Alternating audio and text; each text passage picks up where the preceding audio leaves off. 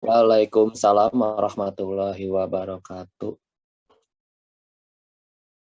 Oke, baik. Alhamdulillah hari ini kita bertemu di perkuliahan biokimia, pertemuan dan juga kita akan bahas tentang biomolekul hari ini. Sebelumnya juga mungkin Anda sudah melihat apa saja yang akan kita pelajari di biokimia dan Ibu sudah share tentang materi biomolekul ya di video ya. Oke, langsung saja. Untuk kontrak perkuliahan. Nah, Ajeng malah bisa. Oke, kita pakai ini aja ya. Oke, ini kita akan bahas tentang apa yang akan kita pelajari di mata kuliah biokimia. Nanti di biokimia ini kita akan bertemu untuk teori itu di hari Kamis pukul 10.20. Kalau untuk praktikum, walaupun dijadwalkan di Kamis pukul 13, tapi nanti jadwalnya akan disetting ya, karena untuk pengaturan lab dan lain sebagainya, hanya kalau biokimia memang materinya nggak terlalu banyak kalau untuk praktikum juga, karena nanti akan ada praktikum mandiri di rumah kalau untuk biokimia. Jadi nilai untuk kontrak di SIAK juga, teori itu 2 SKS, kemudian praktikum 1 SKS gitu. Dan pengajarnya Ibu sendiri kalau biokimia ini. Kemudian next aja. Nah, apa yang akan kita pelajari di mata kuliah ini, tentunya ini konsep umum biokimia, yang dimulai dari biomolekul, kemudian mendeskripsikan struktur, pengelompokan, dan ciri utama karbohidrat, protein, dan asam amino, asam nukleat, enzim, vitamin, metabolisme karbohidrat, dan aplikasi konsep biokimia dalam kehidupan sehari-hari. Nah, kalau tentunya dari segi namanya juga ya biokimia, jadi kalau biokimia ini dalam arti nanti materinya adalah materi dari biologi dan kimia. Jadi ada beberapa istilah kimia, rumus kimia nanti yang tentu akan include dalam pembelajaran kita. Ya, oke, next. Oke, untuk perkuliahan biokimia, seperti biasa ya, nanti Bu akan jelaskan metodenya, pustaka yang digunakannya, kemudian penilaiannya seperti apa, serta silabus. Oke, next. Nah, untuk metodenya blended ya. Kalau kelas kecil itu memungkinkan, mungkin nanti Anda sesekali bisa kuliah luring untuk teori.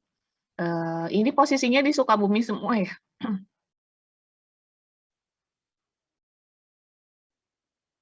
Ada yang yang di Garut. Oh, yang kemarin ya, yang di Garut.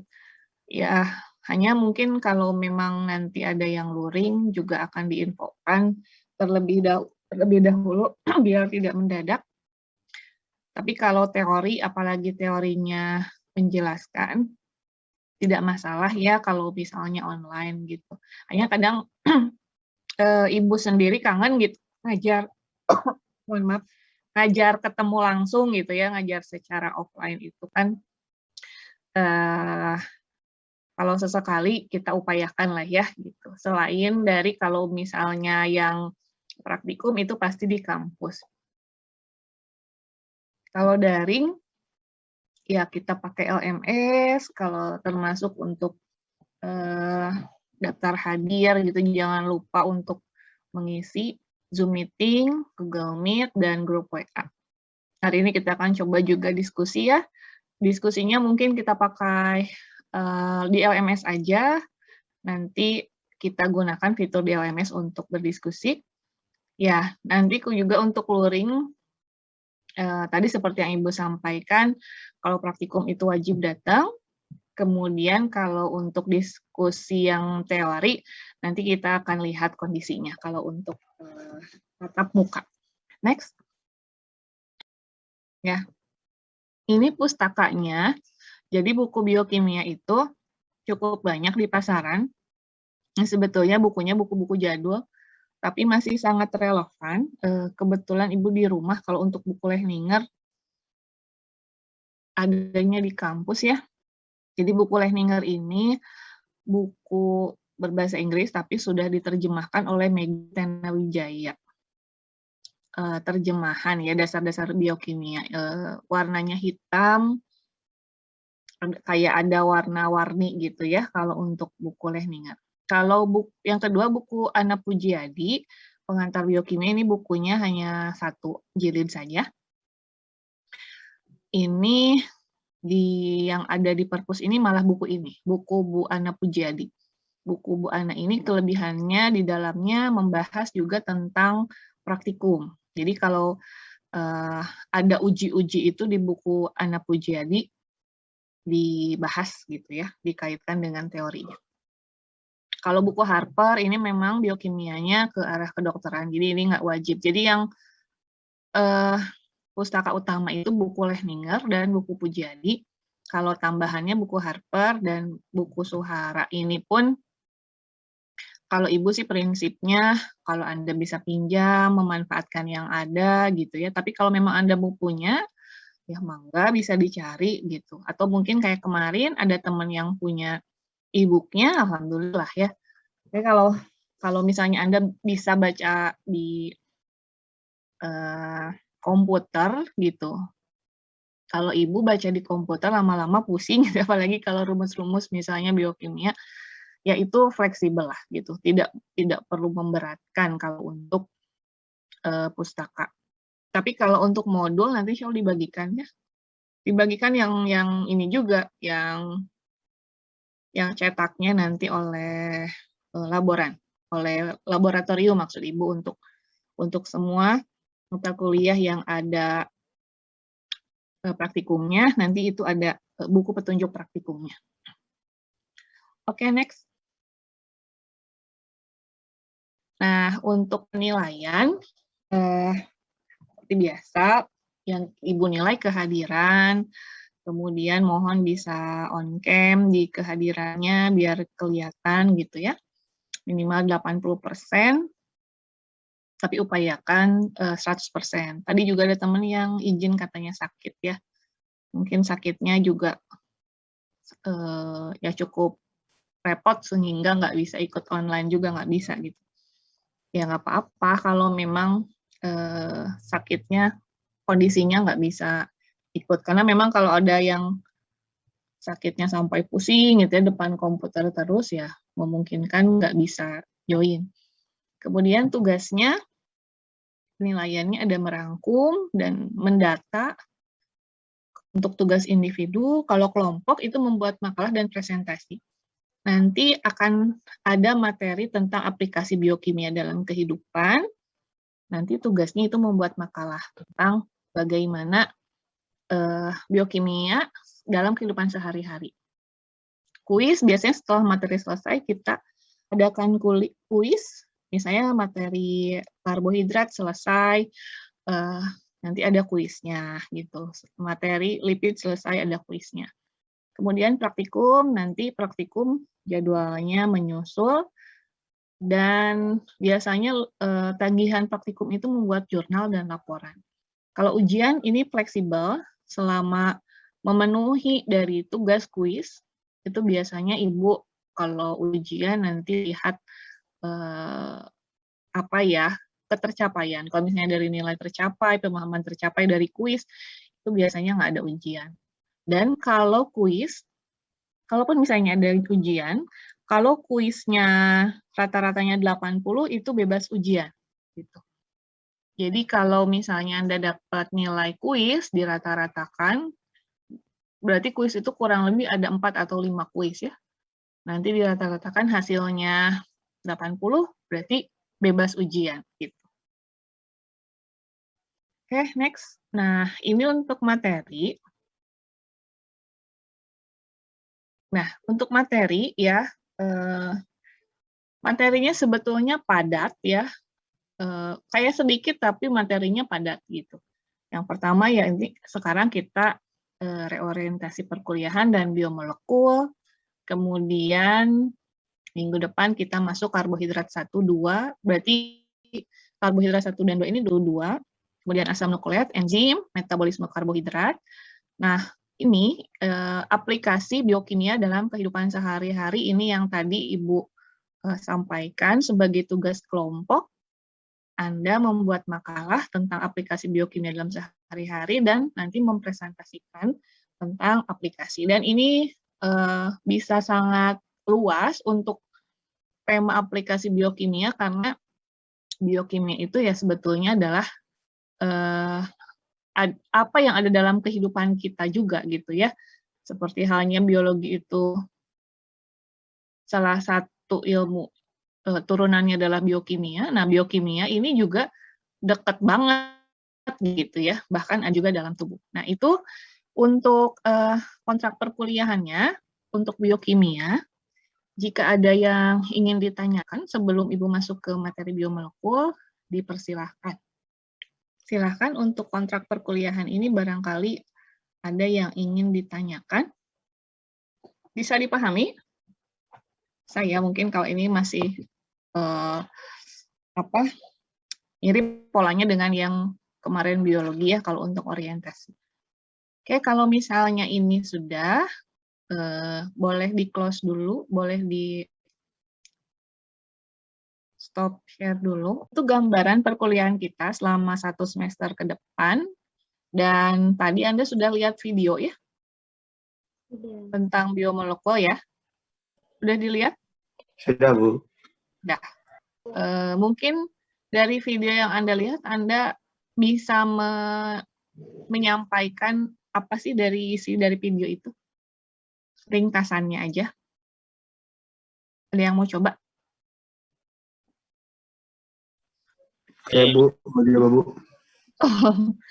Antara Alwan dan Aldis, Ana juga raise hand. Mungkin Alwan dulu deh ya, nanti Aldis atau Ana bisa melengkapi. Boleh. Biokimia merupakan ilmu atau aktivitas zat kimia dalam tubuh. Di dalam 118 elemen, ada 20 elemen penting yang ada untuk menyusun sel-sel makhluk. Ada 4 mineral utama, oksigen, karbon, hidrogen, nitrogen. Di keempat elemen mineral utama ini, ada 96% massa tubuh, dan 7 mineral makro, kalsium fosfor, kalium sulfur, natrium klorida, magnesium 3,5%. Yang ketiga, mineral mikro, ada kromium, mangan, besi, kobalt, tembaga, seng, selenium, fluoronium, yodium, nikel, molybdenium, dan beberapa elemen lain. Terus ada elemen yang berbahaya bagi tubuh.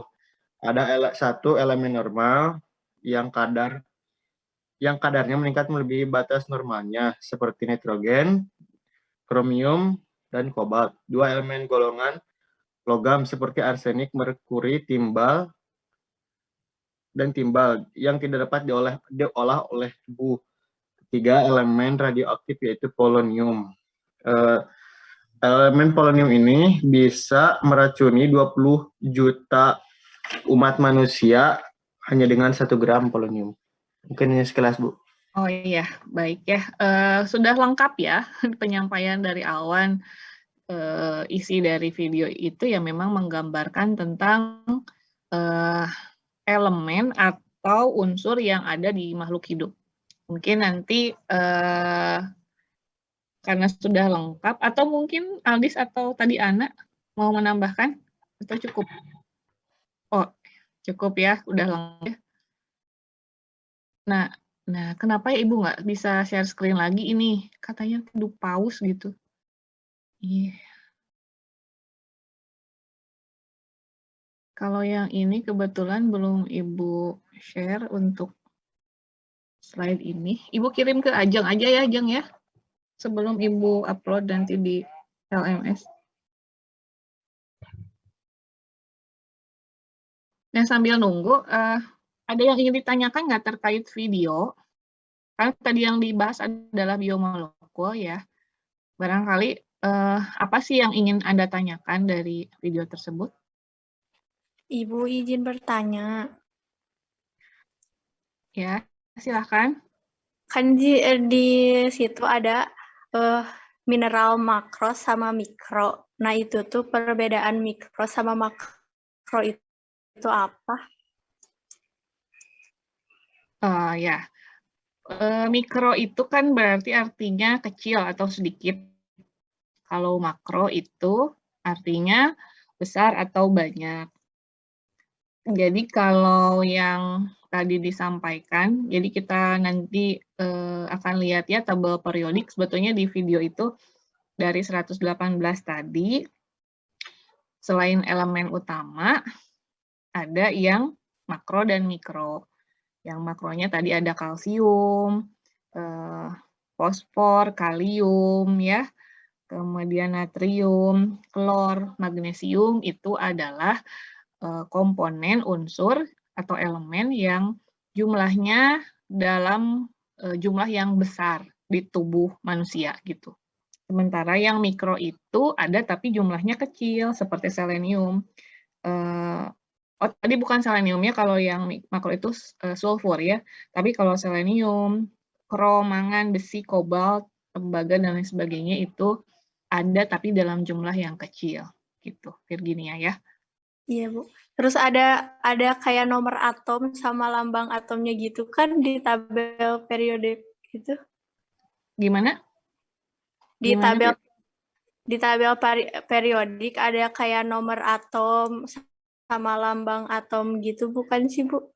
Iya. Terus pertanyaannya? Enggak. Oke. Jadi pertanyaannya apa?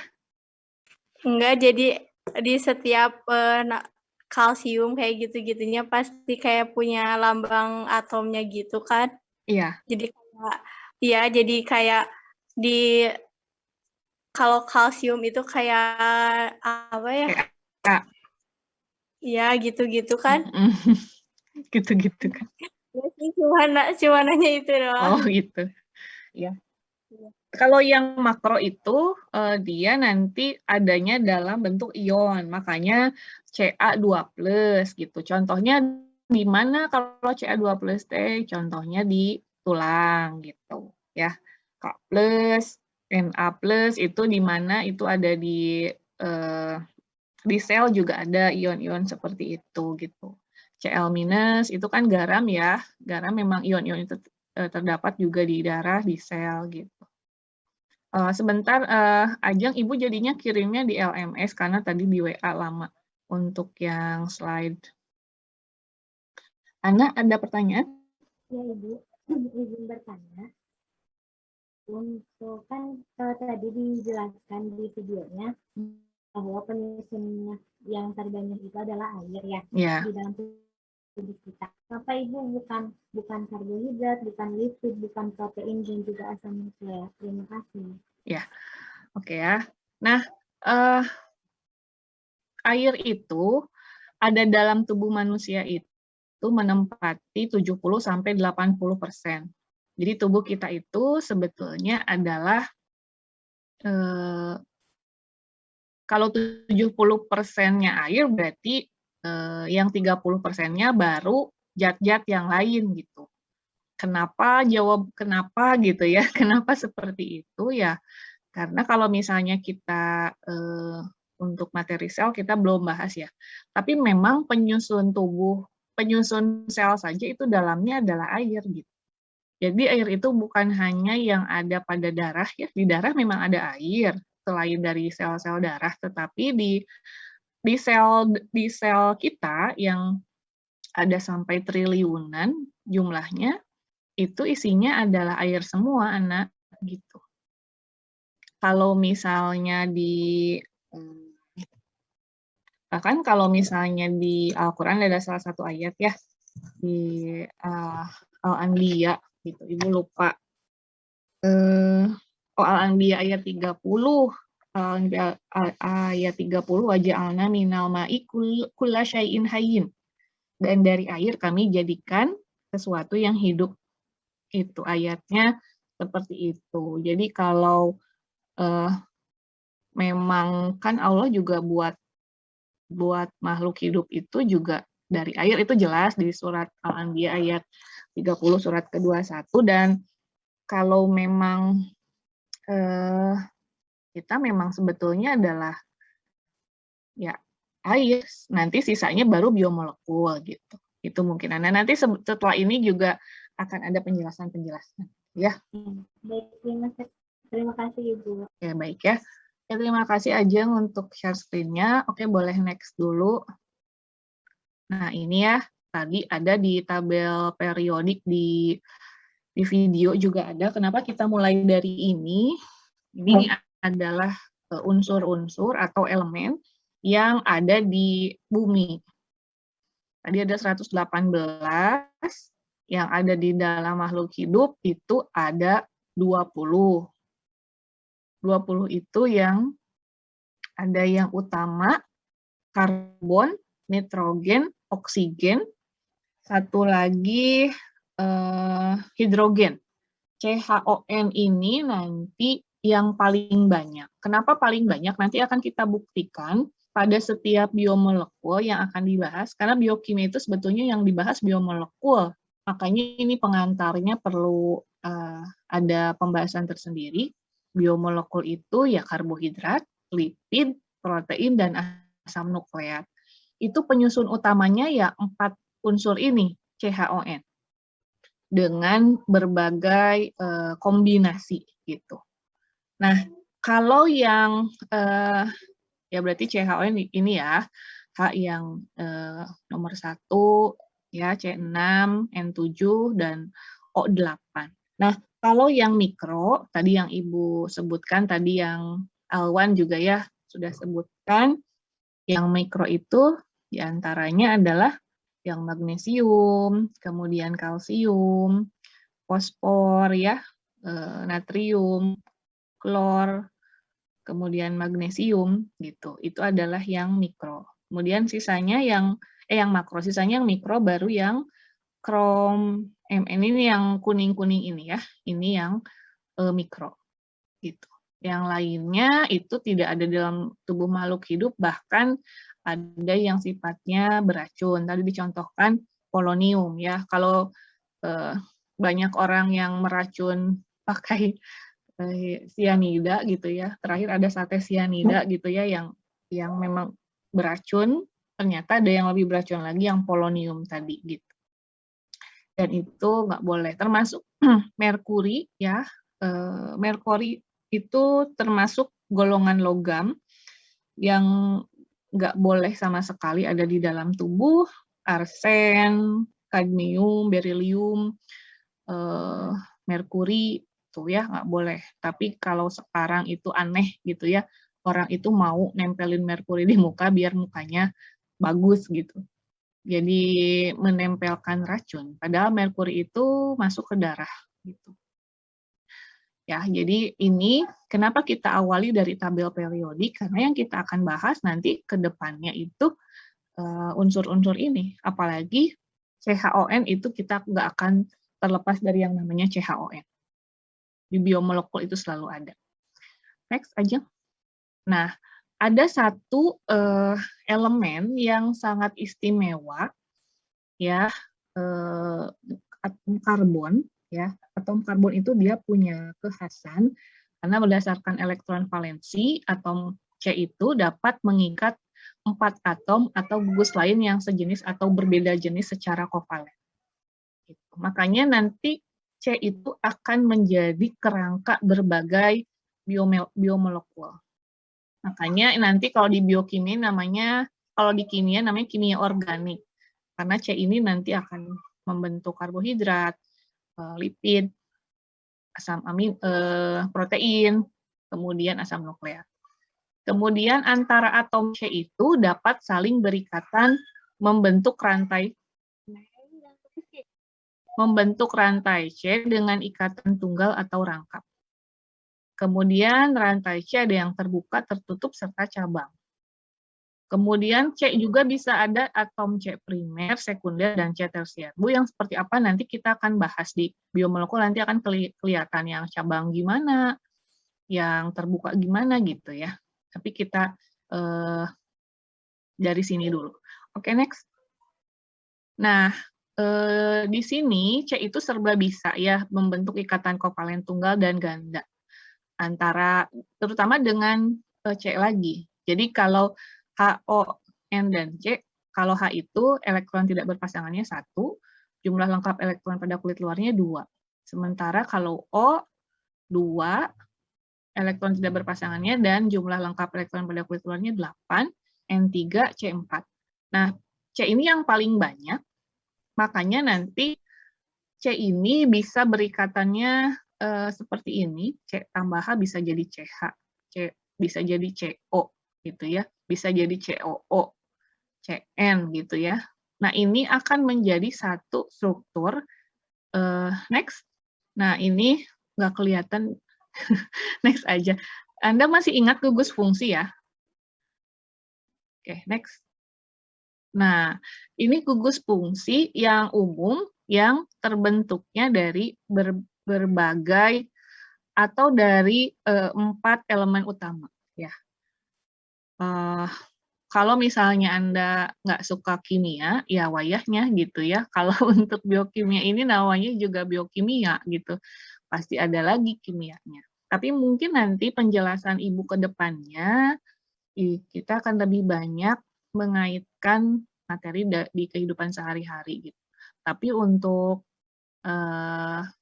dasar dari biokimia ini tetap kita harus tahu ya.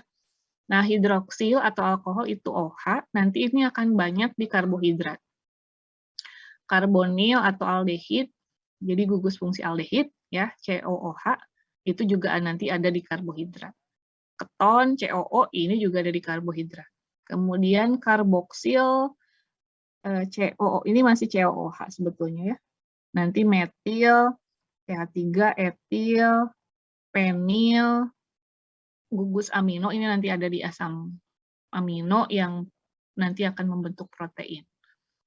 Amido, nah kalau amido, guaninido ini nanti nggak terlalu familiar, tapi nanti yang akan banyak itu ini ya, hidroksil atau alkohol, aldehid, keton, itu nanti akan banyak. Amino juga banyak. Kalau sulfhidril nanti sedikit, dan bisulfida itu nanti ada di protein. Fosforil, nah ester ini nanti ada di lemak, tioester, eter. Nah kalau yang di bawahnya ini nggak terlalu banyak dipakai nanti. Jadi kalau misalnya mau mengingat gitu ya, mau mengingat itu ya gugus alkohol, aldehid, keton, itu kayaknya perlu diingat gitu, dihafal. Nah, next. Nah, kita masuk ke, tadi udah kimia dasarnya, ya. Kimianya mungkin sebetulnya juga itu materi yang udah pernah dipelajari juga di SMA. Kita mulai ke yang biologi. Walaupun nanti pembahasannya nanti nggak terpisah ya. Kalau di bumi itu, organisme itu kompleks dan sangat terorganisir. Kemudian struktur biologi itu ada proses dan kemudian sistem hidup itu sangat berhubungan secara aktif dengan transformasi energi, dan sistem hidup memiliki kemampuan yang luar biasa untuk mereplikasi dirinya sendiri. Jadi kalau kita pikirkan sistem-sistem, proses-proses, struktur itu sebetulnya sangat banyak yang terjadi di muka bumi ini. Kita akan mempelajari, tapi ya kita pelajari juga sebetulnya tidak seberapa dibandingkan proses yang terjadi. Minimal kita mulai memahami lah apa sih yang ada di muka bumi ini gitu. Oke, next. Oke ya, ini adalah hierarki kehidupan. Nah, kita bisa mulai dari ini ya, dari level atom. Misalnya tadi kita sudah bahas yang ada di tabel periodik, misalnya contohnya ini yang diambil adalah oksigen. Nanti oksigen ini membuat level molekuler, misalnya contohnya di sini DNA. DNA itu asam nukleat ya. Kemudian setelah molekular, nanti kajian molekular selular itu di bio umum nanti ada kita bahas sel, tapi nanti akan diperdalam di biosel sama Bu Jujun ya. Selular sel, kemudian di sini contohnya adalah otot halus, kemudian nada dalam sel itu ada organel. Karena ini dia hierarki, berarti ada urutan ya, dari mulai atom, molekul, tingkatan sel, tingkatan jaringan, organ, sistem organ, organisme, sampai level tinggi. Nah, ini semuanya ya ada dalam kehidupan kita kan? Gitu. Hierarki ini kita ada dalam kehidupan kita. Dan yang kita ada pada posisi ini nih, posisi organisme ya, kalau manusia itu. Tapi sama aja di dalam organisme itu ya ada sistem organ, misalnya di sini sistem organ pencernaan, organnya lambung, kemudian di lambung ada jaringan, jaringannya di sini otot halus, kemudian nanti di jaringan itu ada sel gitu. Kalau hierarki itu bisa dari bawah ke atas, bisa dari atas ke bawah. Next. Nah, dari mana sih didapatkan bagian-bagian gitu, bagian-bagian dari sel? Ini sebetulnya diperoleh dengan cara mengocok mengaduk dengan sangat kuat sehingga diperoleh ya di sini ya disentrifuge, artinya dipusingkan gitu ya dengan cepat. Nanti akan di dalam sel ini akan dihasilkan bagian atas itu supernatan dan yang bawah itu pelet. Jadi pelet bukan pelet buat ngusep ya atau makanan ikannya. Di sini adalah partikel dan organel yang memang ukurannya besar dibandingkan yang di atas. Oke, next. Ini nih. Ini ya kalau ngajar di rumah. Nah, jadi kita sudah masuk ke biomolekul. Kalau sel itu nanti akan membahas tentang apa yang ada di dalam sel berupa organel, ya. Nah, ini lebih kecil lagi dari organelnya. Ini adalah penyusunnya, gitu. Kalau misalnya di dalam sel, gitu, ada sitoplasma. Nah, di sitoplasma itu ada zat-zat biomolekul. Tidak hanya di dalam, ya pada umumnya memang biomolekul itu dia adanya di dalam sel.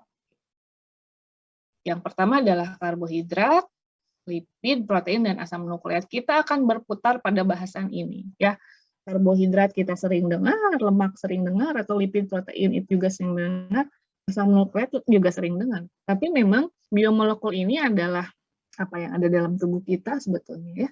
Nah, pertanyaannya di sini, karbohidrat, protein, dan asam nukleat dikenal juga sebagai makromolekul. Artinya berarti bisa gini pertanyaannya ya. Karbohidrat, protein, dan asam nukleat itu adalah makromolekul, tetapi lipid itu tidak disebut makromolekul. Mengapa ya seperti itu? Mungkin ada yang ingin ditanya. Mungkin ada yang mencoba menjawab. Boleh raise hand. Ya, Faisal, silakan. Izin menjawab ya Bu ya, mengapa karbohidrat, protein, asam nukleat dikenal sebagai makromolekul sedangkan lipid tidak termasuk. Kalau menurut Faisal mah makromolekul di sini berarti di jumlahnya ya Bu ya. Karbohidrat itu jumlahnya lebih, karbohidrat, protein, dan asam nukleat itu jumlahnya lebih banyak dari lemak itu atau lipid. Menurut Faisal itu Bu. Siapa? Sebentar ya. Iya. Ya, terima kasih sudah mencoba menjawab. Kalau misalnya disebut lipid tidak besar, lipid juga besar sih sebetulnya. Maksudnya gini, kalau jawabannya seperti itu kurang pas Faisal ya, walaupun emang makro itu artinya besar. Kalau misalnya jawabannya kalau lipid nggak besar, ya bisa karena pertanyaannya mungkin agak ambigu gitu ya. Tapi jawaban pastinya yang tepatnya bukan begitu. Ada yang tapi sudah mencoba menjawab, terima kasih ya. Mungkin yang lain ada yang mau mencoba. Artinya kan gini ya, 4 empat macam ini, karbohidrat, lipid, protein, dan asam nukleat ini adalah biomolekul keempat-empatnya. Tetapi hanya 3 saja yang disebut makromolekul. Lipid itu nggak disebut biomolekul yang makromolekul gitu. Masih mungkin bingung ya pertanyaannya. Oke, kalau misalnya bingung kita akan lihat sebetulnya apa sih bedanya lipid dengan yang lain. Oke, next aja. Nah, ini adalah hierarki. Kalau tadi hierarkinya dari mulai atom, kemudian sel gitu ya, jaringan. Nah, ini kita lihat yang ada di dalam selnya. Ini adalah hierarki pada organisasi molekular di sel. Kita lihat, kalau dari sini, kalau misalnya dari, nah dari sini, Ibu nggak bisa nulis ya. Oke. Kalau misalnya dari yang level 4 ini adalah, Pak Nanda malah bisa ya. Ini nggak tahu kenapa nih sama Zoom Ibu nggak bisa share screen, nggak bisa annotate. Ujug-ujug suka gini ya. Nah, nggak apa-apa lah ya. Yang sel ini disebutnya level 4 ya. Di dalamnya ada sel dan organel. Nah, level 3 itu ada yang disebut dengan supramolekular kompleks ya. Kalau di inti sel itu di dalamnya itu ada yang disebut kromosom. Kemudian nah makromolekulnya berarti di bawah supramolekul itu makromolekul itu DNA. Kemudian di bawah DNA-nya ada nukleotida. Jadi level 4, level 3, level 2, level 1. Jadi kalau dibalik, kalau misalnya dari level 1, unit monomer ya, unit monomer itu berarti mono 1 mer. Penyusun dari DNA itu adalah nukleotida. Ini tenang aja, nanti kita akan bahas satu persatu. Cuma ini Ibu ingin ngegambarkan dulu bagaimana setiap yang tadi ditanyakan, asam nukleat, kemudian protein, dan karbohidrat itu disebut makromolekul. Gitu. Nah, jadi kalau di level 1 ini monomer, nukleotida, bergabung dengan nukleotida, itu akan membentuk DNA sebagai unit makromolekul. Monomer bergabung menjadi makromolekul. Kalau di protein, ini dicontohkannya membran plasma ya. Membran plasma ini kan ada proteinnya. Nah, monomernya itu adalah asam amino. Jadi kalau asam amino bergabung itu akan jadi protein. Dan itu disebut sebagai makromolekul. Kemudian ini ada dinding sel. Nah, dinding sel itu supramolekulnya, makromolekulnya adalah selulosa dan monomernya adalah glukosa. Jadi kalau glukosa bertemu glukosa membentuk itu akan menjadi polisakarida, dalam hal ini contohnya adalah selulosa.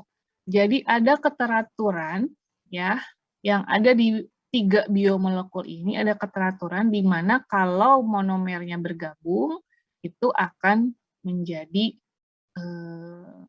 kalau yang nukleotida akan jadi asam nukleat atau DNA gitu ya. Kalau asam amino akan jadi protein, kalau glukosa akan menjadi polisakarida, dalam hal ini contohnya selulosa. Karena nanti polisakarida juga nggak hanya selulosa aja. Nah, kalau misalnya lemak itu tidak ada urutan seperti ini gitu. Kalau lemak itu. Dan kalau lemak itu tidak antar monomer bergabung nanti akan jadi lemak, enggak. Lemak beda sendiri gitu ya. Kalau ini hanya ada pada 3 biomolekul ini. Bisa dipahami? Nanti kita akan lebih mendalami ya. Ini sebagai pengantar dulu ya. Gitu. Jadi kalau lipid atau lemak tidak disebut sebagai makromolekul, tapi tetap lipid ini adalah biomolekul. Oke, next. Ya, jadi makromolekul itu adalah polimer ya, yang disusun dari monomer-monomer. Di sini ada pengertiannya tadi. Polimer itu molekul panjang yang terdiri dari banyak pembangun, yang disebut tadi monomer. Monomer itu apa? Unit berulang pembangun polimer. Jadi kalau monomer, tadi ya misalnya monomer gitu ya, misalnya monomernya tadi asam amino gitu ya, dengan pola-pola yang sama maka dia akan menjadi polimer. Ya, oke, next. Oke, kalau ini mungkin kita nanti aja, takutnya terlalu jauh nanti ya, ini next. Next juga. Nah, ini kayaknya nanti kita ditanya jawab aja kalau untuk yang sudah ini, karena nanti juga kita akan bahas secara lebih khusus lagi untuk setiap biomolekul. Jadi pada intinya, kita nanti akan membahas karbohidrat, membahas lipid, membahas juga tentang protein, membahas juga tentang asam nukleat gitu. Kalau nyambung dengan pertanyaan anak tadi, saat air itu kita hilangkan dari tubuh kita, misalnya nggak mungkin juga sih ya, tapi jika diibaratkan misalnya tubuh kita nggak ada airnya sama sekali, sudah nggak ada gitu ya. Nah, yang paling banyak biomolekulnya itu yang pertama paling banyak itu apa? Di antara 4 yang tadi. Oksigen. Kita sedang membicarakan biomolekul. Oh iya Bu, maaf Bu. Jadi mohon apa namanya? Kalau berbicara biomolekul berarti kan hanya 4 ya. Kalau misalnya yang oksigen itu kan disebutnya elemen atau unsur. Karbohidrat, Bu. Karbohidrat kurang tepat. Lipid kurang tepat. Protein, iya betul ya. Protein itu adalah biomolekul yang paling banyak pertama di dalam tubuh manusia. Jadi setelah air tidak ada sama sekali dalam tubuh manusia, air kan kalau misalnya tadi penjelasannya ya, air itu sebetulnya 70–80% tubuh manusia itu air. Nah, kalau airnya tidak ada, gitu ya, airnya tidak ada, biomolekul yang paling banyak dalam tubuh itu adalah protein. Protein itu bisa sampai 50%. Sisanya 50% lagi dibagi antara karbohidrat, lemak, asam nukleat, kalsium, dan lain sebagainya. Nah, pertanyaannya, kalau protein itu paling banyak biomolekulnya, bagian tubuh mana dari Anda yang merupakan protein?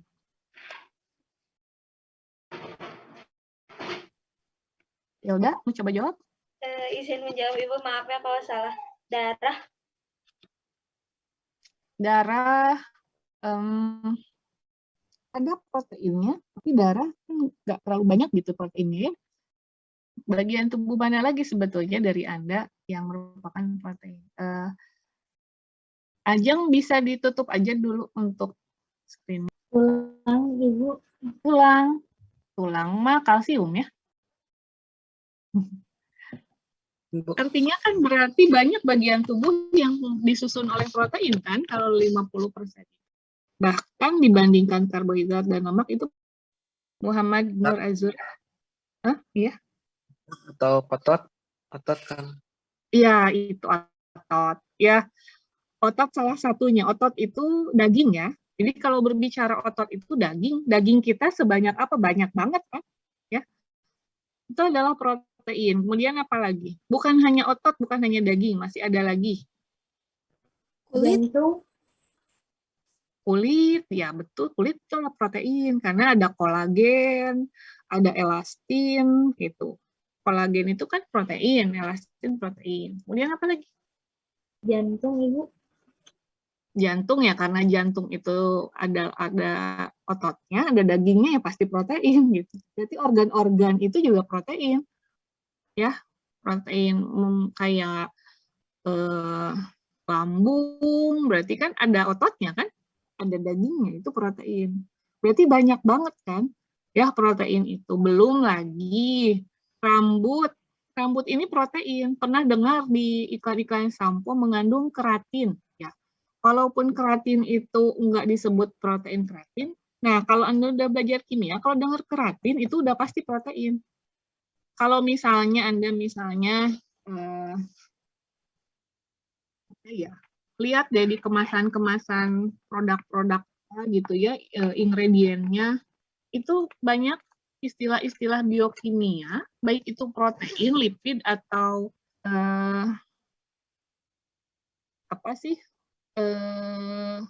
protein, lipid dan karbohidrat, itu istilah-istilah biokimia itu banyak. Nggak dituliskan kan, misalnya gini,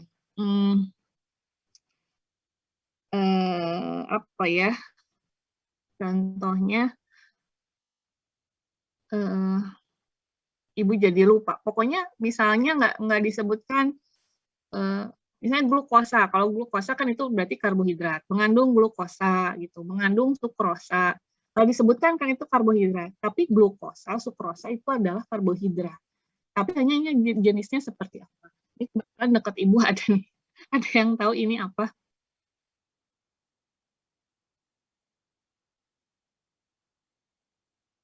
Tahu? Minyak apa? Minyak kelapa. Minyak kelapa, minyak keletik ya. Ini adalah minyak serbaguna nih, ini teh minyak keletik. Ada yang suka bikin ibunya di rumah atau neneknya? Nggak tahu.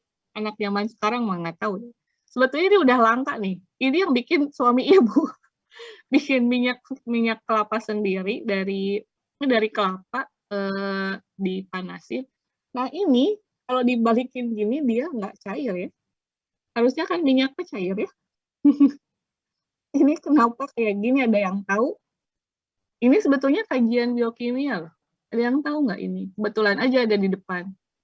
Karena kedinginan.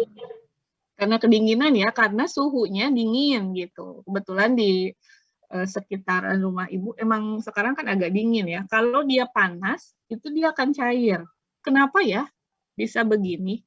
Berarti kajian biomolekulnya ini termasuk apa? Minyak ini. Termasuk biomolekul apa? Dari yang 4 tadi.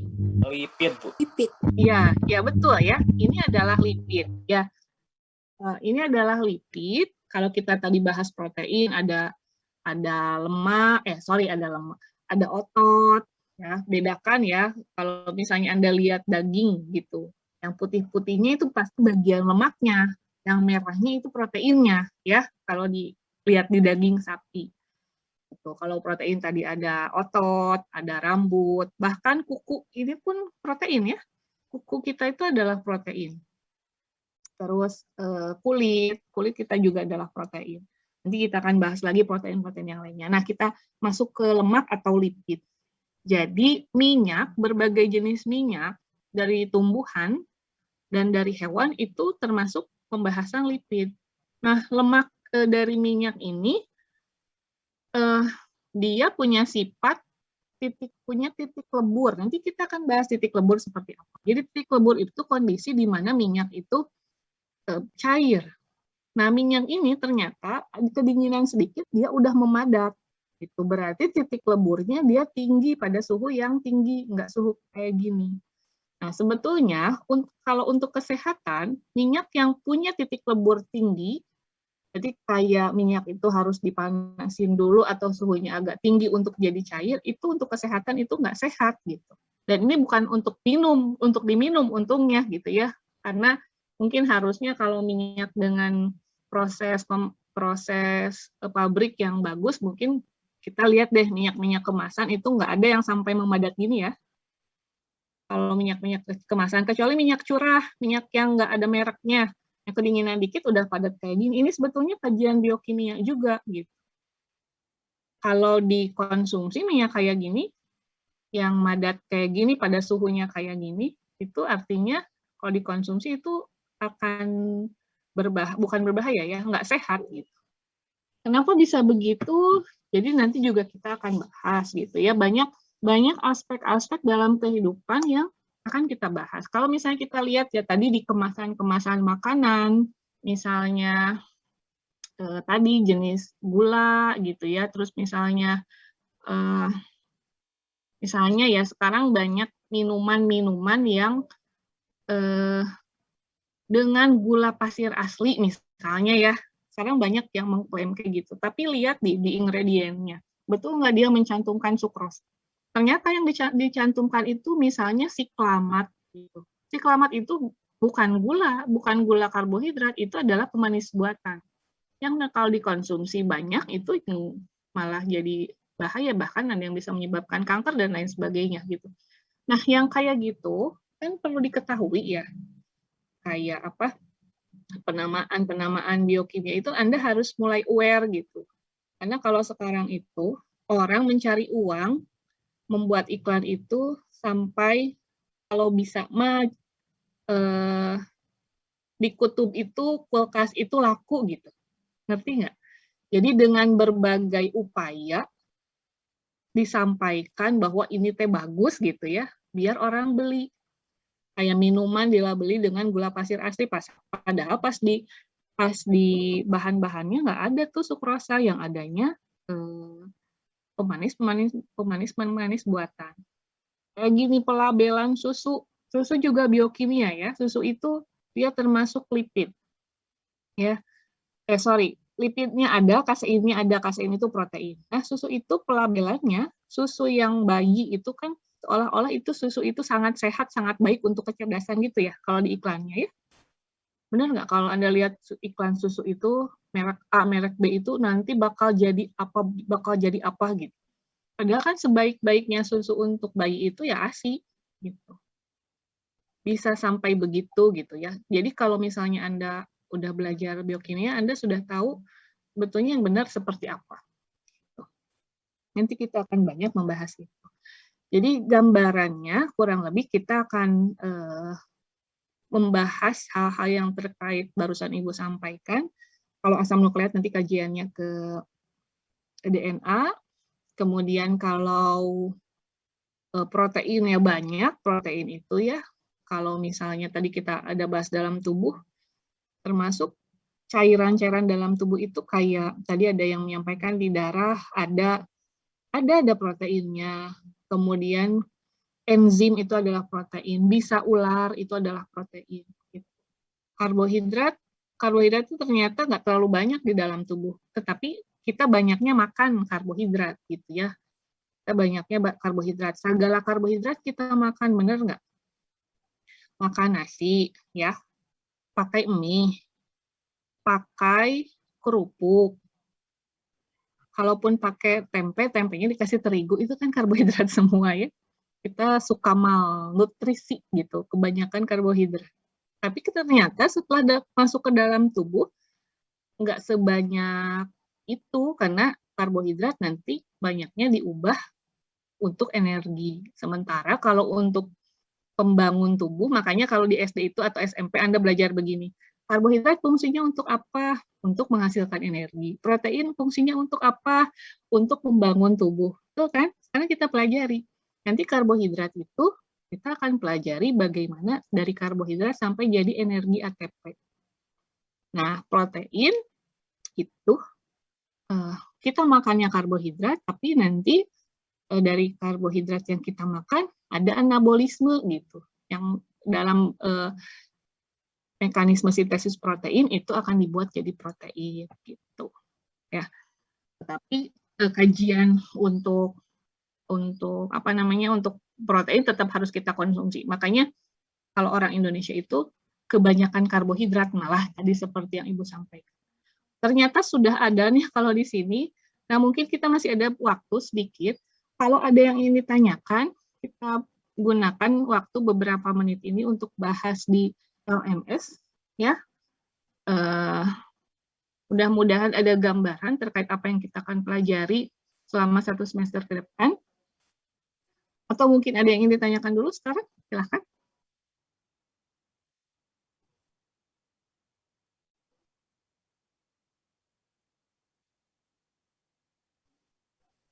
Assalamualaikum. Ya, silakan. Faisal. Untuk, maaf ini tadi yang awal ya tentang KRS, kan ada penilaian kelompok gitu. Nah, penilaian kelompok itu kan saya pengen tahu gitu. Nanti pas presentasinya kan materinya dari mana sampai mana gitu, Bu, yang dipresentasikan. Ya, jadi nanti penilaian kelompok itu setelah selesai materi metabolisme karbohidrat, nanti sebelumnya juga Anda akan diminta untuk menentukan tema. Misalnya terkait biomolekul gitu ya, Anda mau milih tema apa?